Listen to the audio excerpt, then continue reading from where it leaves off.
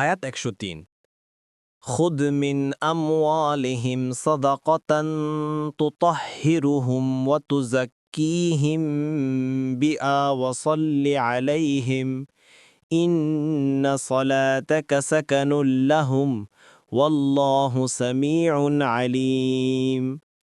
অনুবাদ: আপনি তাদের সম্পদ থেকে সাদাকা গ্রহণ করুন। এর দ্বারা আপনি তাদেরকে পবিত্র করবেন এবং পরিশোধিত করবেন, আর আপনি তাদের জন্য দোয়া করুন। আপনার দোয়া তো তাদের জন্য প্রশান্তিকর, আর আল্লাহ সর্বশ্রোতা, সর্বজ্ঞ। তাফসীর। ১ নং ফুটনোটের বিবরণ।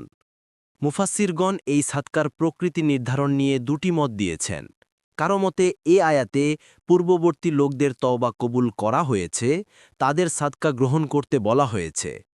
সেটা ফরজ বা নফল যে কোনো সাদকা হতে পারে। ফাথুল কাদির। এ মতের সমর্থনে ইবনে আব্বাস রাদিয়াল্লাহু আনহুমা থেকে বর্ণিত আছে যে যখন পূর্বোক্ত লোকদের তাওবা কবুল হয়, তখন তারা তাদের সম্পদ নিয়ে এসে বলল, হে আল্লাহর রাসূল, এগুলো আমাদের সম্পদ, এগুলো গ্রহণ করে আমাদের পক্ষ থেকে সাদকা দিন এবং আমাদের জন্য দোয়া করুন। তিনি বললেন, আমাকে এর নির্দেশ দেয়া হয়নি।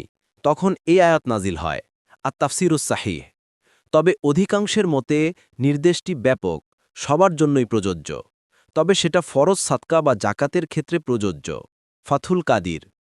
এ মতের সমর্থনে বেশ কিছু হাদিস রয়েছে, যাতে রাসূলুল্লাহ সাল্লাল্লাহু আলাইহি ওয়াসাল্লাম জাকাত প্রদানকারীদের জন্য দোয়া করেছেন। ২ নম্বর বিবরণ।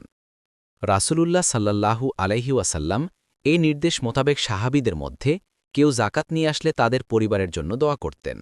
আবদুল্লাহ ইবনে আবি আওফা বলেন, রাসূলুল্লাহ সাল্লাল্লাহু আলাইহি ওয়াসাল্লামের কাছে কোনো সম্প্রদায়ের লোকেরা জাকাত নিয়ে আসলে তিনি বলতেন, আল্লাহুম্মা সল্লে আলা আলি ফুলান, হে আল্লাহ, অমুকের বংশধরের জন্য সালাত প্রেরণ করুন।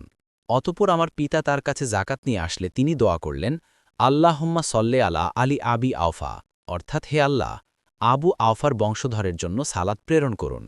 এই বর্ণনাটি বুখারীতে 1497 নম্বর হাদিসে উল্লেখ আছে।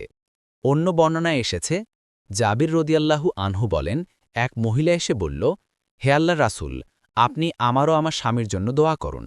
তখন রাসূলুল্লাহ সাল্লাল্লাহু আলাইহি ওয়াসাল্লাম বললেন, সাল্লাল্লাহু আলাইকে ওয়া আলা যাওজেক, অর্থাৎ আল্লাহ তোমারও তোমার স্বামীর জন্য সালাত প্রেরণ করুন।